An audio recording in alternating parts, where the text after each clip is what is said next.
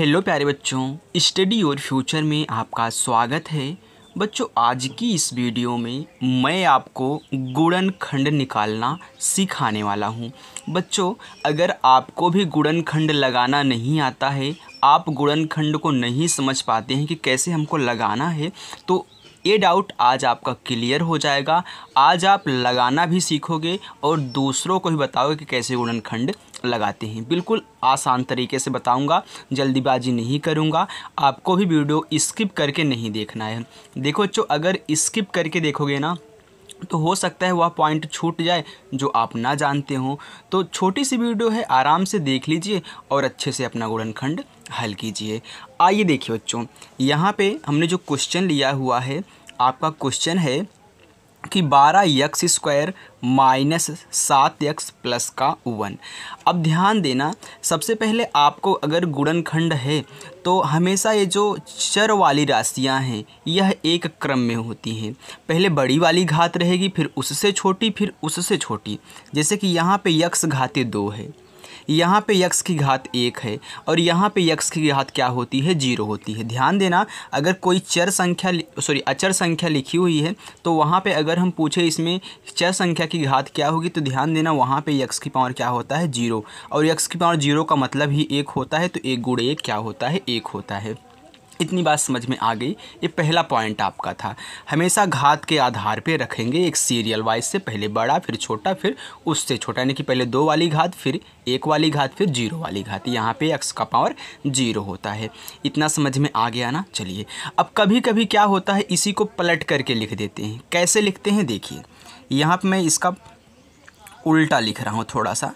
देखिए ऐसे देता है, 1 पहले दे देगा, फिर यहाँ पे प्लस कर देगा, एक मतलब माइनस वाला करेगा, तो 7x, फिर इसके बाद प्लस का कितना, 12x²। कुछ इस तरीके से दे देता है। तो ध्यान देना, जब इस तरीके से देगा तो घात इधर से क्रम में रहेगी, x², फिर x, फिर x की पावर 0 वाला। इतना समझ में आ गया ना। चलिए, अब कहना है क्या है आपको, ये जो आपको अचर संख्या दिख रही है 1, इसका गुणा कराना है x² के गुणांक के साथ। गुणांक क्या होता है, जिस चर संख्या के साथ कोई अचर संख्या गुणा की होती है वही उसका गुणांक होता है।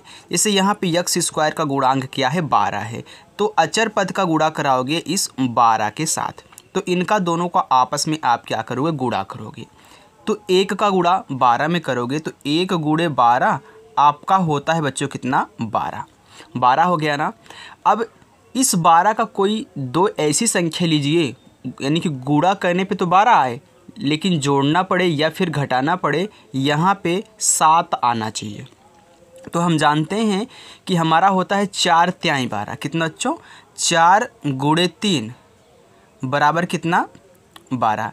तो ये जो 4 3 है ना, ये 12 क्या है, गुणनखंड होता है। तो हमने 2 संख्या ली, 4 और 3, उनका गुणा कराया तो क्या आ गया बच्चों, 12 आ गया। अब इनको एक बार, जो आप दोनों संख्याएं लिए हो जिनका गुणा कराने के बाद 12 आ रहा है, एक बार उन दोनों को जोड़ लो। अगर जोड़ने पे देखिए 7 आ रहा है तो सही है, नहीं तो घटा लेना। देखिए, तो 4 में अगर आप 3 जोड़ोगे तो आपका आएगा 7, जो कि हमको 7 ही लाना था। देखिए 7 आ चुका है। अगर यहीं पे आप इसको घटाओगे तो 4 माइनस 3 करोगे, आपका 1 आएगा, जो कि घटाना नहीं पड़ेगा, आपको जोड़ना ही जोड़ना है। राइट। चलिए, अब देखिए यहाँ पे आपको कहना क्या है, आप पहले लिखिए 12x²। अब यहाँ पे जो चिन्ह लगा हुआ है उसको लगा दीजिए।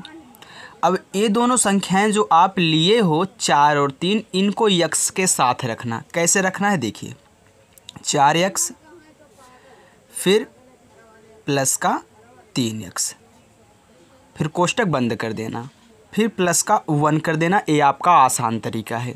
ओके, चलिए, अब देखिए आपको कहना क्या है, यहाँ पे 12x² ऐसे लिखना है, फिर ये जो कोष्टक लगा है इस कोष्टक को तोड़ दो आप ये भी जानते हो कि अगर किसी कोष्टक के बाहर माइनस लगा हुआ है और कोष्टक टूट रहा है तो अंदर जितने भी पद होंगे सबका क्या होगा, चिन्ह अलग अलग, यानी कि चेंज हो जाएगा। जो प्लस रहेगा वह माइनस, जो माइनस रहेगा प्लस। क्यों होता है? क्योंकि एक गुणा करता है इसमें। तो देखिए 4x क्या है, प्लस है ना, तो ये -4x हो जाएगा। 3x प्लस है ना, तो माइनस का 3x हो जाएगा और प्लस का 1 लिख लो। ऐसा तभी होगा जब बाहर माइनस रहेगा, अगर प्लस होता तो ऐसे उतार लेते। अब देखो, अब होता है इन दोनों में हम क्या करेंगे, आगे से दो दो का जोड़ा बना करके कॉमन लेंगे। कॉमन का मतलब होता है उभयनिष्ठ, जो दोनों में बच्चों मिलता हो वही कॉमन होता है। देखिए जैसे कि यहाँ पे हम जानते हैं कि 4 तिहाई 12 होता है, यानी कि इस 12 में हमारा 4 भी है और 3 भी है, और इस वाले में देखिए 4 है। तो देखिए 12 में भी 4 है, यहाँ भी 4 है, तो एक तो हमारा 4 क्या हो गया, कॉमन हो गया। जो दोनों में मिले वही कॉमन होगा।